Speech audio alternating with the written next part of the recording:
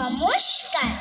কবি সুচিত্রা মিত্রর লেখা কবিতা শুনেছি রেলগাড়িতে জন্মেছিল সে।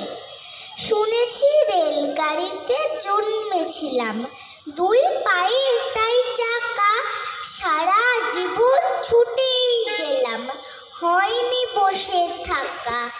যাই যদি আজ উত্তরে ভাই, কালকে যাব দক্ষিণে, পশ্চিমে যাই দিনের বেলা, রাত্রিতে ঘুরি পূবকে চিনে। হিল্লি দিল্লি স্বদেশ বিদেশ, চক্করের আর নাই রে শেষ। প্রাণটা বাঁচে চাকা দুটো, কেউ যদি ভাই নেয় কিনে। প্রায় ভাবি আপন মনে, ফুরবে পথ কোন বিজনে।